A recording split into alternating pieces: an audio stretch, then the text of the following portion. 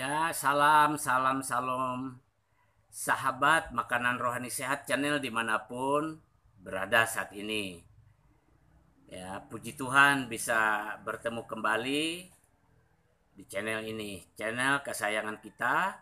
Passwordnya adalah makanlah makanan rohani yang sehat supaya roh dan jiwa kita sehat. Makanlah makanan jasmani yang sehat walaupun tidak harus mahal harganya supaya tubuh kita sehat. Puji Tuhan. Ya, hari ini topik kita adalah meluruskan ya, meluruskan ada suatu pemikiran, ada suatu pernyataan yang mengatakan bahwa ada kepalsuan di dalam Injil. Jadi membongkar kepalsuan Injil. Ya, suatu malam saya ikuti live streaming di channel YouTube Bapak Yusuf Manubulu, ya, membahas akan hal ini. Dan saya memperhatikan ada satu perkataan dari Bapak Yusuf Manubulu yang membuat saya tergugah banget ya. Bahwa ketika ada orang yang tidak mengerti kebenaran dan menyampaikan itu kepada banyak orang, nah kita yang mengerti kebenaran itu ya harus menjelaskan atau bertanggung jawab memberi penjelasan yang benar. Ya. Karena kalau tidak ya, ketidakbenaran atau kebohongan yang terus menerus atau selalu disampaikan itu, ketika tidak ada yang menjelaskan atau meluruskan, nah itu dipercayai sebagai kebenaran. Akhirnya kebohongan itu dikatakan itu benar. Oleh sebab itu Bapak Yusuf Manubulu berusaha menjelaskan walaupun beliau katakan ya sudah lelah, capek menjelaskan gitu ya. Nah, itu yang menggugah hati saya dan saya teringat ayat di dalam 1 Petrus pasal 3 ayat 15 ya. Saya bacakan saja ya untuk kita supaya kita tidak salah sumber. Ini saya menggunakan Alkitab ya, terbitan Lembaga Alkitab Indonesia tahun 2011. Jadi 1 Petrus 3 ayat 15 itu menggugah hati saya. Maksudnya perkataan Bapak Yusuf Manubulu itu menggugah hati saya dan saya diingatkan oleh Roh Kudus satu ayat ya dari Alkitab, di dalam Alkitab dari 1 Petrus 3 ayat 15 yang berkata begini, "Tetapi kuduskanlah Kristus di dalam hatimu sebagai Tuhan dan siap sedialah pada segala waktu untuk memberi pertanggungan jawab kepada tiap-tiap orang yang meminta pertanggungan jawab dari kamu tentang pengharapan yang ada padamu, tetapi haruslah dengan lemah lembut dan hormat." Jadi ketika menonton ya live streaming di channel Bapak Yusuf Manubulu ya, saya merasa saya juga diminta pertanggungjawaban ya. Ya, tanggung jawabnya tentu kepada Tuhan ya, kepada Tuhan Yesus Kristus. Oleh sebab itu saya pikir saya akan menjelaskan ini juga melalui channel YouTube Makanan Rohani Sehat ini kepada semua sahabat, baik sahabat yang sudah percaya atau belum percaya kepada Injil, kepada Yesus Kristus, dengarkanlah ini ya. Karena saya mau menjelaskannya ya sesuai dengan isi Alkitab ya. Jadi apakah Injil itu ada kepalsuan di dalamnya? Ya. Saya mau katakan bahwa kalau itu Injil Yesus Kristus yang diucapkan oleh Tuhan Yesus, ya, yang disampaikan oleh Tuhan Yesus, dan itu tercatat di dalam Alkitab, di dalam 4 kitab Injil, ya, kitab Injil Matius, kitab Injil Markus, ya, kitab Injil Lukas dan kitab Injil Yohanes, dan itu tidak palsu, itu benar ya. Karena itu disampaikan langsung oleh Tuhan Yesus sendiri. Seperti yang dikatakan di dalam Matius 9:35. Coba kita buka Alkitab kita di dalam Matius pasal 9 ayat 35 ya. supaya kita mengerti bahwa Injil Yesus Kristus itu benar dan itu tidak ada kepalsuan di dalamnya dan tidak dapat dipalsukan, meskipun ada yang berusaha memalsukannya, nggak bisa. Kenapa? Ya rahasianya akan saya bagikan di sini. Rahasianya akan saya bagikan di sini. Jadi sabar, jangan kemana-mana, ikuti sampai selesai ya. Ikuti sampai selesai di channel ini. Ya, karena supaya tahu bahwa Injil Tuhan Yesus Kristus itu tidak dapat dipalsukan, dan berkali-kali orang mau memusnahkan Injil itu tidak bisa, mau memusnahkan Alkitab itu tidak bisa ya. Kalau kita dengar cerita, ada banyak cerita tentang upaya untuk menghilangkan Alkitab, menghilangkan berita Injil. Bahkan sejak kebangkitan Yesus saja, upaya untuk menghilangkan berita Injil, ya, berita kebenaran, ya, berita kabar baik yang benar itu, tapi nggak bisa, ya, nggak bisa. Rahasianya ya akan kita bahas di sini, ya, akan kita bicarakan. Nah, yang pertama ya, Injil yang benar itu adalah Injil yang diberitakan dan dikatakan oleh Tuhan Yesus sendiri pada awalnya. Ya, walaupun kemudian dilanjutkan oleh para rasul, dilanjutkan oleh hamba-hamba Tuhan sampai sekarang ini, dilanjutkan oleh orang-orang percaya siapapun, ya. Tapi yang pertama-tamanya itu Tuhan Yesus sendiri yang menyampaikan, yang memberitakan. Matius 9 ayat 35 berkata begini, ya. Demikianlah Yesus berkeliling ke semua kota dan desa. Ia mengajar dalam rumah-rumah ibadat dan memberitakan Injil kerajaan surga serta melenyapkan segala penyakit dan kelemahan. Jadi dulu itu Tuhan Yesus itu ketika waktunya sampai untuk memberitakan Injil, Tuhan Yesus berkeliling dari desa ke desa, dari kota ke kota, berjalan kaki dengan murid-murid, ya, naik perahu dan lain sebagainya. Itu memberitakan Injil. Jadi Tuhan Yesus sendiri yang memberitakan Injil, ya. Memberitakan kabar baik yang benar, yaitu kabar baik yang dari surga. Ya. Jadi Injil Yesus Kristus itu tidak ada kepalsuan. Ya. Jadi kalau mau dibongkar Injil yang palsu, mungkin ada Injil yang lain, bukan Injil Yesus Kristus. Yaitu kalau dibongkar ya palsu, karena memang bukan Injil Yesus Kristus. Kabar baik bukan dari Tuhan Yesus, tapi kabar baik entah dari mana. Tapi kalau Injil Tuhan Yesus Kristus itu ya tidak ada yang palsu, karena yang pertama alasannya itu diberitakan oleh Tuhan Yesus sendiri. Ya. Dan perkataan Tuhan Yesus itu berkuasa. Ya. Nah, kita lanjutkan lagi di dalam Lukas 21 ayat 33 ya. Lukas pasal 21 ayat 33 itu berkata begini, saudara atau sahabat, ya, makanan rohani sehat yang diberkati dimanapun. Tuhan Yesus berkata dalam Lukas 21 ayat 33, langit dan bumi akan berlalu, tetapi perkataanku tidak akan berlalu. Sahabat, Tuhan Yesus berkata, langit dan bumi yang ada sekarang ini tuh akan berlalu. Ya, kalau ya secara awam ya katanya kiamat. Langit dan bumi berlalu. Berlalu artinya lenyap. Tapi Tuhan Yesus berkata, perkataanku tidak berlalu. Meskipun bumi ini hilang, perkataanku tidak berlalu. Ya. Itulah Injil yang benar. Itulah Injil yang tidak dapat dipalsukan. Ya, langit dan bumi saja bisa hilang, bisa berlalu pada waktunya. Tapi perkataan Tuhan Yesus tetap. Ya. Dan itu ada di dalam Mazmur, ya. Pemazmur menulis, firman-Mu tetap selama-lamanya di surga. Jadi kelak nanti saya percaya ya, ini saya percaya, saya dapat dan saya percaya bahwa kita akan tahu bahwa firman itu, bahwa Injil ini ada di surga, kelak kita akan ketemu di sana. Sebab pemazmur sudah menulis, firman-Mu ya Allah ya tetap selama-lamanya di surga. Saudara bisa buka di kitab Mazmur ya, cari-cari di sana. Nah, itu yang pertama, bahwa Injil Yesus Kristus itu tidak dapat dipalsukan karena Tuhan Yesus sendiri yang menyampaikannya dan perkataan Tuhan Yesus itu kekal.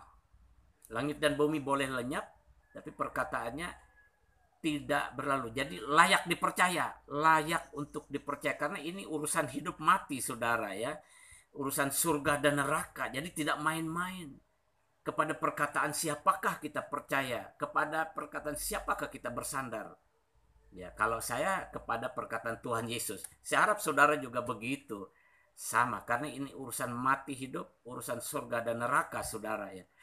Nah, yang kedua, kenapa sebenarnya Injil Tuhan Yesus Kristus itu tidak dapat dipalsukan? Kita lihat dalam Roma 1 ayat 16 sampai dengan 17 ya. Roma 1 ayat 16 sampai dengan 17. Perhatikan, saya baca baik. Sebab aku mempunyai keyakinan yang kokoh dalam Injil, kata Rasul Paulus. Karena Injil adalah kekuatan Allah yang menyelamatkan setiap orang yang percaya. Pertama-tama orang Yahudi, tetapi juga orang Yunani, bahkan kita orang Indonesia tentunya ya sahabat. Ayat 17 berkata, sebab di dalamnya nyata kebenaran Allah yang bertolak dari iman dan memimpin kepada iman, seperti ada tertulis, orang benar akan hidup oleh iman. Jadi, kenapa Injil Yesus Kristus itu tidak dapat dipalsukan atau tidak ada kepalsuan di dalamnya? Karena ya, Injil Yesus Kristus itu menyelamatkan, ya. Injil Yesus Kristus itu menyelamatkan. Ya. Baik kita masih di dunia maupun sudah tidak di dunia lagi atau sudah kita tinggalkan dunia ini. Kita selamat.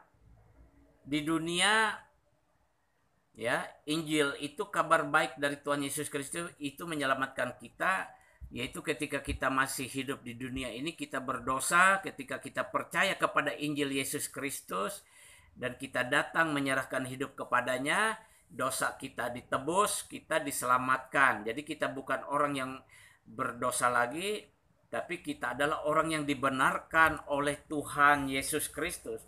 Sehingga nanti kalau kita mati, kita pun masuk ke surga, ya, ke rumah Bapa, ya.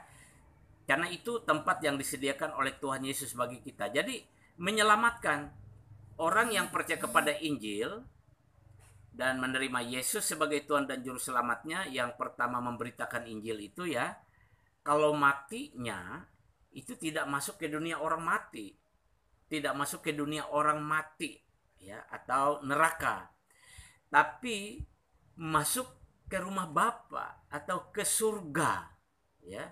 Itu yang diberitakan oleh Injil di dalam Yesus Kristus. Jadi Injil Yesus Kristus itu menyelamatkan. Sebab itu Injil Yesus Kristus itu tidak ada kepalsuan. Jadi apanya yang mau dibongkar ya?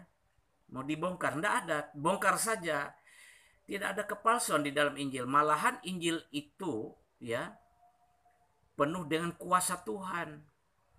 Ya.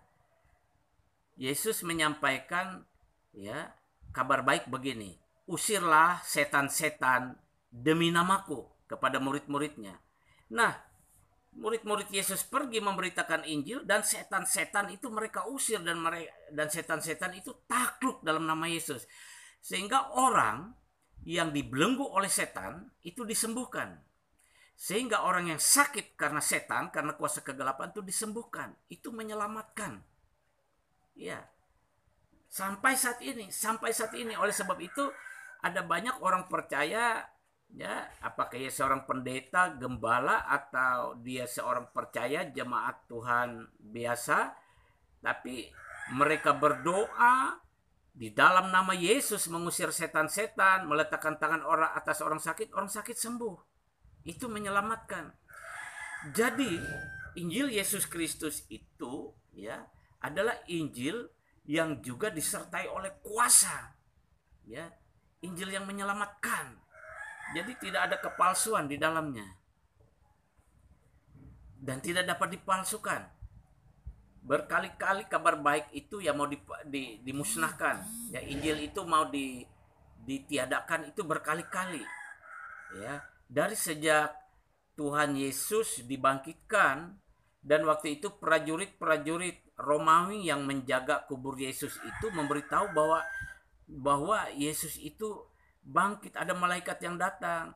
Tapi lihatlah ya, orang-orang ya, para ahli Taurat dan orang-orang Farisi ya memberi uang kepada para penjaga itu untuk berkata bahwa mayat Yesus itu hilang atau dicuri, kan seperti itu, mau dimusnahkan. Kabar baik Yesus bangkit, dan itu mau dimusnahkan sampai sekarang ternyata tidak bisa. Terus berita Injil ini terus. Kenapa? Karena berita Injil, ya, Injil itu, kabar baik itu milik Tuhan, dari Tuhan. Jadi siapa yang bisa memusnahkan Tuhan? Tidak ada. Tidak ada. Sebab itu jangan heran Injil itu terus diberitakan dan disertai kuasa. Karena Injil itu menyelamatkan. Nah, kalau Injil yang palsu itu tidak menyelamatkan, tidak ada kuasa. Bukannya mengusir setan, tapi diusir oleh setan malah, ya. Bukan menengking setan, tapi berkawan dengan setan. Itu masalahnya, ya. Jadi kalau Injil yang asli itu ditakuti setan, ya. Injil Tuhan Yesus Kristus, karena ada kuasa di dalamnya. Injil itu berkuasa menyelamatkan. Haleluya, luar biasa saudara. Ini yang perlu kita beritahu kepada banyak orang yang mengira, yang menyangka, yang mengatakan, yang berpikiran bahwa Injil itu dipalsukan. Injil yang mana? Kalau Injil Tuhan Yesus Kristus tidak dapat dipalsukan, dimusnahkan pun tidak dapat. Tadi Tuhan Yesus berkata, perkataanku tidak akan berlalu meskipun langit dan bumi berlalu. Luar biasa. Ayo mari kita ikut bertanggung jawab menjelaskan kebenaran ini kepada banyak orang di kolong langit ini, ya dengan kasih tentunya. Semoga ya kiranya orang-orang mau percaya. Ya kalaupun tidak, itu sebuah pilihan, ya. Sebuah pilihan. Kemudian, ya, Injil Yesus Kristus itu tidak ada kepalsuan di dalamnya meskipun dibongkar-bongkar. Itu kenapa? Ya. Jadi begini, orang yang memberitakan Injil Yesus Kristus itu tidak asal baca Alkitab lalu pergi menginjil. Oh tidak. Masalahnya, ya, kalau cuma baca Alkitab, comot, apalagi main comot-comot, ya, lalu menjelaskan, ya, itu saudara tidak ada kuasa, tidak ada kekuatan di dalamnya, ya. Dan bagi kita orang percaya, ya, kita harus menunggu dulu diurapi oleh Tuhan, ya. Kita harus diurapi dulu oleh Tuhan. Kita harus diberi kuasa dulu oleh Tuhan untuk memberitakan Injil, supaya kita tidak ditipu setan di perjalanan pemberitaan Injil kita, ya, karena memberita Injil ini kan seumur hidup. Jadi dalam hidup kita, perjalanan hidup kita itu kita tidak ditipu setan, tidak diperdaya atau tidak dihalangi setan. Setan bisa bekerja lewat manusia-manusia yang memang, ya, tidak mau percaya, ya, mungkin dengan mencemooh, mungkin dengan menghalang-halangi, ya. Tapi kalau kita disertai oleh kuasa Tuhan, ya, Tuhan menyertai dan kuasanya, ya, Tuhan bisa saja membuat kita tetap kuat, tetap damai sejahtera, tidak undur, tidak tawar hati, ya, memberitakan Injil. Karena Injil Yesus Kristus itu Injil yang asli dan itu disertai oleh kuasanya. Coba kita lihat Roma 1 ayat 1, ya. Roma pasal 1 ayat 1. Ini Rasul Paulus, ya. Kita semua tahu siapa Rasul Paulus. Dia seorang rasul yang dipilih oleh Tuhan Yesus dan diurapi dengan kuasa untuk memberitakan Injil. Dan ini adalah rasul yang paling banyak menulis di kitab-kitab Perjanjian Baru. Roma pasal 1 ayat 1 berkata, dari Paulus, hamba Kristus Yesus, yang dipanggil menjadi rasul dan dikuduskan untuk memberitakan Injil Allah. Nah, jadi orang yang memberitakan Injil Allah atau Injil Yesus Kristus atau Injil kerajaan surga atau Injil kerajaan Allah itu, ya, kabar baik itu yang dari Tuhan, untuk membawa kabar baik yang dari Tuhan dan disampaikan kepada banyak orang, itu yang pertama tuh harus dikuduskan dulu. Disucikan, ya, dibersihkan oleh Tuhan. Artinya orang itu, ya, mengalami yang namanya pengudusan, penyucian dari Tuhan, ya. Orang itu bertobat dari segala kejahatan, dari segala dosa, ya, berbuat dosa. Jadi dikuduskan oleh Tuhan. Ya, oleh kuasa darah Yesus, oleh kuasa firman Allah, ya, oleh Roh Kudus Tuhan dikuduskan. Sehingga orang itu siap. Tuhan taruh hal-hal yang kudus, yaitu kuasanya, ya, urapannya untuk memberitakan Injil, untuk memberitakan kabar baik, supaya orang itu menyampaikan dengan kuasa Tuhan. Ya, ada kuasa untuk meneguhkan apa yang dia sampaikan tentang kabar baik itu, ya. Injil yang disampaikan itu disertai oleh kuasa Tuhan di dalamnya. Ya, kita lihat lagi di Kisah Para Rasul 1 ayat 8. Kisah Para Rasul 1 ayat 8, ya. Saya bacakan untuk kita. Kisah Para Rasul 1 ayat 8. Tetapi kamu akan menerima kuasa kalau Roh Kudus turun ke atas kamu. Dan kamu akan menjadi saksiku di Yerusalem dan di seluruh Yudea dan Samaria dan sampai ke ujung bumi. Jadi perhatikan baik-baik, sebelum Tuhan Yesus terangkat ke surga, ia menasihati kepada murid-muridnya, ya kan? Di Kisah Para Rasul 1 ayat 4 itu berkata begini, pada suatu hari ketika ia makan bersama-sama dengan mereka, maksudnya ketika Yesus makan bersama-sama dengan murid-muridnya, ya, ia atau Yesus ini melarang mereka meninggalkan Yerusalem dan menyuruh mereka tinggal di situ menantikan janji Bapa. Yang demikian katanya, telah kamu dengar daripadaku, sebab Yohanes membaptis dengan air, tetapi tidak lama lagi kamu akan dibaptis dengan Roh Kudus.